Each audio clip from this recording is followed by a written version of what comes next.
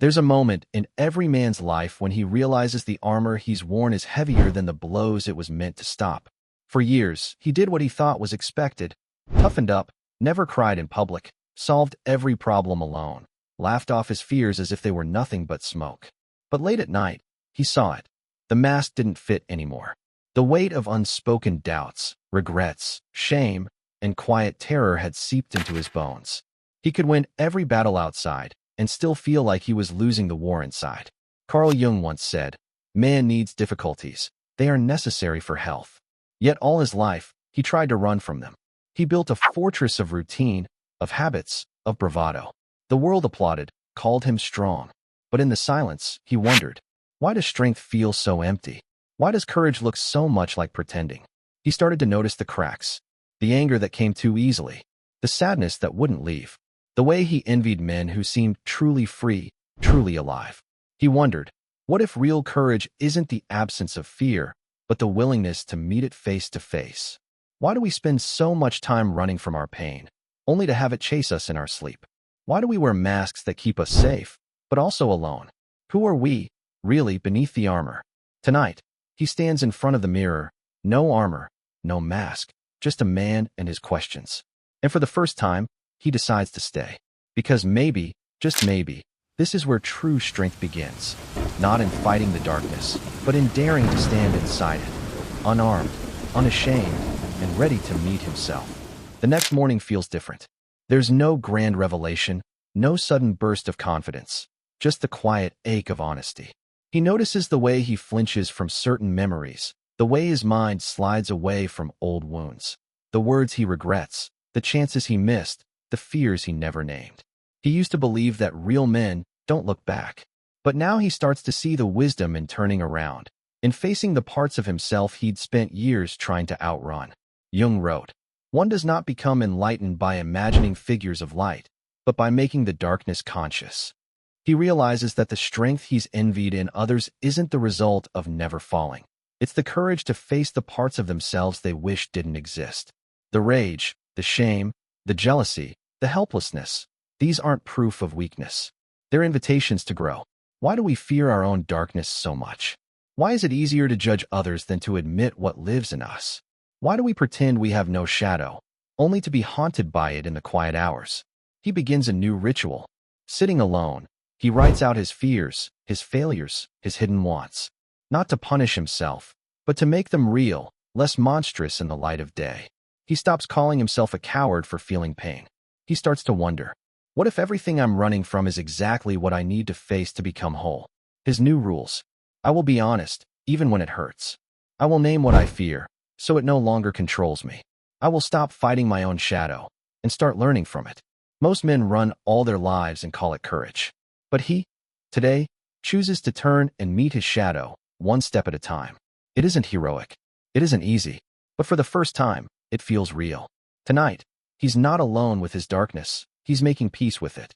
And that, he realizes, might be the first true act of bravery. As the days go by, he finds himself unsettled by emotions he thought he'd outgrown. Old shame, raw regret, a grief that seems to have no source and no end.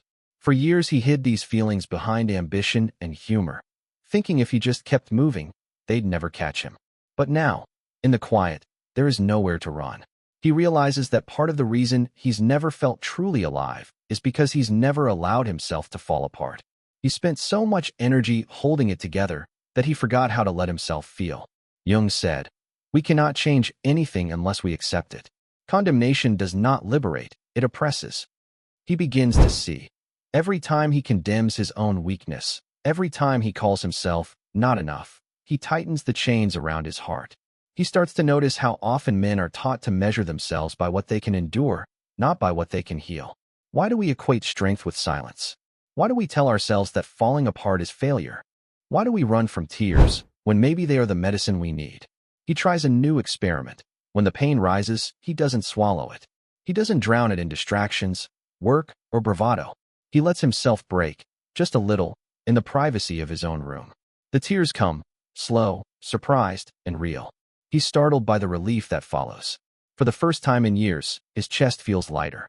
His new rules. I will allow myself to feel, without shame or explanation. I will not run from the pain. I will let it pass through me. I will remember that vulnerability is not weakness, but the doorway to real change. Most men spend their lives armoring up, patching holes, pretending to be unbreakable. But he's learning that only by falling apart can he ever hope to come back together, stronger, softer, and more fully himself. Tonight, he gives himself permission to be wounded and to heal. And that, perhaps, is the quietest, strongest kind of courage there is. He always thought his own struggle was something private, a solitary journey through shadows. But then came the call. His closest friend, the one who always seemed unshakable, was breaking down. Lost a job, marriage crumbling, nights spent alone with a bottle. The man who once gave advice to everyone now had no answers for himself. For a long time, the hero didn't know what to say. He wanted to fix it, to offer quick solutions, to tell him man up, or it'll get better. But he remembered what he was learning. Real courage isn't about never falling. It's about not falling alone. He showed up, not with answers. Your subscription and comment aren't just numbers. They're signals that decide what video comes next. Share your thoughts or ideas in the comments. They often become the foundation for news stories. Interestingly, over 90% of viewers watch my videos without subscribing. That's okay. It means the content pulls you in. But subscribing helps you stay updated with the next parts. Hit subscribe, and let's create the next video together. But with presence. He listened without judgment. Let the silences stretch. Let his friend be raw and angry and ashamed. Jung once said, "The shoe that fits one person pinches another." There is no recipe for living that suits all cases. He realized his friend didn't need fixing. He needed permission to be broken, and to know it wouldn't make him less of a man. Why are we so quick to hide our pain from each other? Why do we fear that admitting struggle will make us less respected, less trusted, less loved? Why do men wait until they are drowning before reaching for a hand? He shared his own story, about nights spent doubting, about the tears he once thought were weakness, about the freedom he found in letting himself feel. He didn't preach, he just offered truth. Slowly, his friend started to open up. There were still hard days, but now there was laughter, too. Honest, sometimes bitter, but real. New rules were written together. We will never call each other weak for struggling. We will tell the truth, even when it's uncomfortable. We will show up, not to fix, but to stand together in the mess. Most men suffer in silence, believing they have to carry the weight alone. But that night, two men sat in the darkness and realized, real brotherhood is not forged in bravado, but in the quiet courage of being seen, of being vulnerable, of holding space for each other's pain. And maybe, just maybe, that's where true masculinity is born, not in isolation, but in honest, imperfect connection. It's one thing to admit pain to a friend, another to face the ghosts that shaped you from the start. As the days pass, memories of his own father, distant, disciplined, sometimes cold, rise to the surface. For years, he tried to become the man he thought his father wanted, mistaking stoicism for strength, silence for wisdom. He can still remember the pride in his father's eyes when he never cried, the quiet disappointment when he faltered.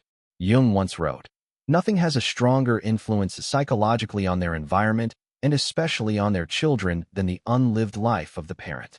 Now he sees the echo. How much of his own journey has been a reaction to an old script, handed down from one generation to the next?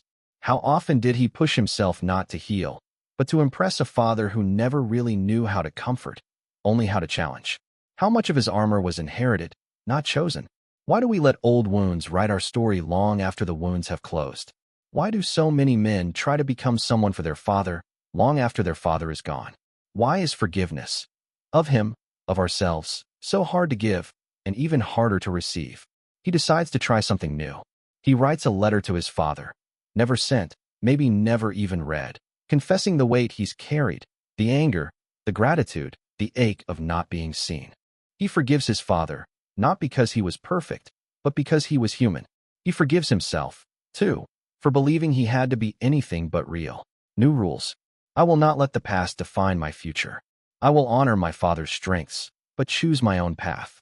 I will give myself permission to live the life he never could. Most men stay trapped in old stories, playing out unfinished business from their boyhood. But he, today, chooses to break the chain.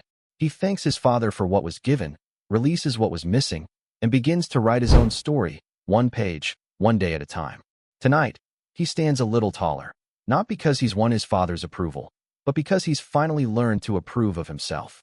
His friend's journey wasn't linear. No one's ever is. There were setbacks, calls late at night, old habits flaring up, days when hope seemed thin and anger thick. But each time, the two men returned to their silent pact, to show up, to listen, to never shame each other for the struggle. Slowly, his friend began to rebuild. He found work that mattered, apologized where he needed to, forgave himself for what he couldn't change. They celebrated small victories together, meals cooked, mornings without regret, honest laughter after weeks of heavy quiet. He realized the true power in their friendship wasn't about advice or fixing. It was about presence, about daring to witness someone else's darkness without trying to erase it. They had broken the chain of silent suffering, handed down from father to son, from man to man. Jung wrote, "The meeting of two personalities is like the contact of two chemical substances. If there is any reaction, both are transformed." Both men had changed, not by becoming someone else, but by dropping their masks, by letting pain teach instead of destroy. Why do men so often believe they must heal alone? Why do we think our worth is measured by our ability to endure pain in silence? Why do we call connection weakness, when it is the only thing that ever really saves us? Their bond reminded him. Brotherhood is not in bravado, but in vulnerability. Courage is not only facing your own darkness, but walking through someone else's, hand in hand. Real strength is letting yourself be changed by love, by pain, by the journey of another. Most men go through life surrounded by others, yet utterly alone. But he knows now, a true friend is a lifeline, a living proof that you can fall and still rise, not because you are unbreakable, but because you do not have to break alone. With his friend on firmer ground, he turns inward again. The lessons of brotherhood echo in his bones, ready to be lived out on the next stretch of his journey. Because the path to real manhood, as Jung saw, is never walked in total isolation, but neither can anyone walk it for you. Tonight, he sits quietly grateful, not for the absence of pain, but for the presence of honest company, and for the courage to go further, deeper, into the question that started it all. What is true courage? With the past honored and his friend no longer drowning, he feels a new stirring. The sense that true manhood is not only about healing wounds, but about answering the world's call with something uniquely his own. There is restlessness now, not from pain, but from possibility. He recalls Jung's words, "The greatest and most important problems of life are all fundamentally insolvable. They can never be solved, but only outgrown." He realizes that real courage isn't just surviving suffering, but daring to move beyond it. Outgrowing the story of the wounded man, stepping into the life that has always been calling. He begins to say yes to what scares him, not as escape, but as an embrace of growth. He takes on projects that challenge him, learns a new skill, risks embarrassment, risks failure. He says what he truly thinks, even in rooms where it might cost him. He lets himself want things again, not just comfort, but meaning, adventure, and the kind of joy that only comes from risk. Why do we so often settle for surviving, when life asks us to create? Why do we tell ourselves good enough is safety, when it's really a slow forgetting of our own power? Why does the world try to tame men's wildness, when it is their wildness that brings the world alive? He writes a new code for himself. "I will not let comfort become a cage. I will risk looking foolish if it means growing. I will answer the call to create, to build, to love, not just to heal, but to become." He learns, real manhood is not found in what you endure, but in what you dare. Most men stay in the waiting room of their own potential, safe and unseen.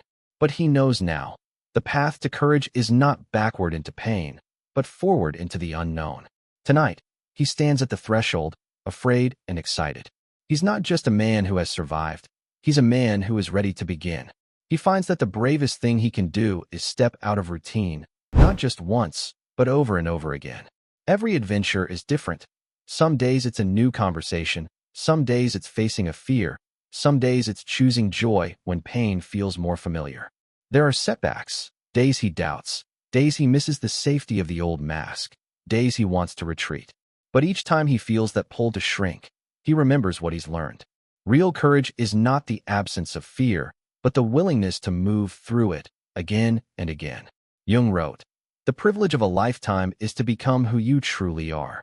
Now, he starts to taste that privilege in the ordinary moments. A sunrise seen alone, a project finished not for applause, but for the joy of creation, a no spoken even when it disappoints, a yes that excites his soul.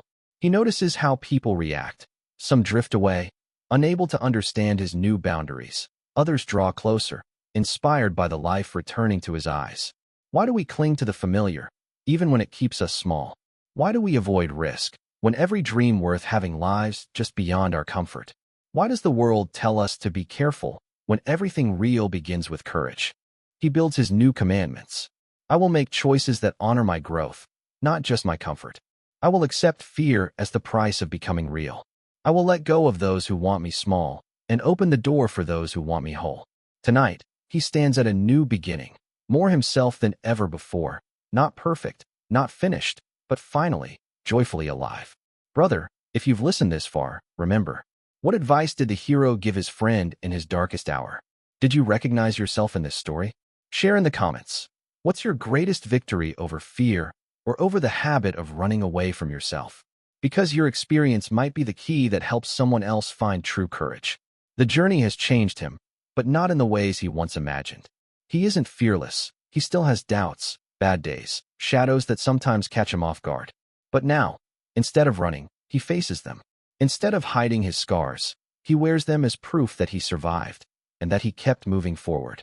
He thinks about the men he's met along the way, the friend he stood beside in darkness, the father whose lessons shaped him, the strangers who tried to hold him back or keep him small. He sees now that every battle, every loss, every uncomfortable truth was part of becoming not just strong, but real. Jung wrote, "Wholeness is not achieved by cutting off a portion of one's being, but by integration of the contraries." He understands this now, not as theory, but as the daily work of living honestly, embracing the full spectrum of what it means to be a man, gentle and wild, brave and afraid, clear and confused, hopeful and grieving. Why do we think strength is about never falling? Why do we chase someone else's idea of success when real fulfillment is found in living our own story? Why do we wait for permission to begin when the world is waiting for men who simply dare to start? He writes his final rules. I will honor all parts of myself, even the ones I once tried to hide. I will let my wounds become wisdom, not weakness. I will show other men the power of being whole, not just tough. He knows most men never get here. They spend a lifetime fighting parts of themselves, or hiding, or pretending. But he walks forward now, no longer a collection of fragments, but a man who has come home to himself. Tonight, he sits with his story, messy, unfinished, but true. And for the first time, he is proud not of what he's conquered, but of what he has accepted. In the end, real courage doesn't look like a victory parade. There's no anthem, no trophy, no final enemy defeated. It's quieter, more personal. It's the way you show up for yourself on an ordinary morning. The way you face the parts of your story you used to avoid. The way you say yes to a new challenge or no to an old lie. It's in the laughter you share with a friend who's seen your darkness and stayed. It's in the mirror, when you look yourself in the eye and know you've stopped pretending. Carl Jung wrote, "The most terrifying thing is to accept oneself completely." But you now know, that's where all power, all freedom, all real manhood begins. Not in armor or bravado, but in being brave enough to live your truth, every broken, brilliant, imperfect part of it. Tonight, he sits quietly. No applause, no audience, just the deep peace of a man who has become his own friend. He knows the journey is never over. There will always be new fears, new risks, new days when courage is just the choice to begin again. But now, every step is lighter. Every shadow, a chance for growth. Every wound, a lesson that he's still alive and still changing.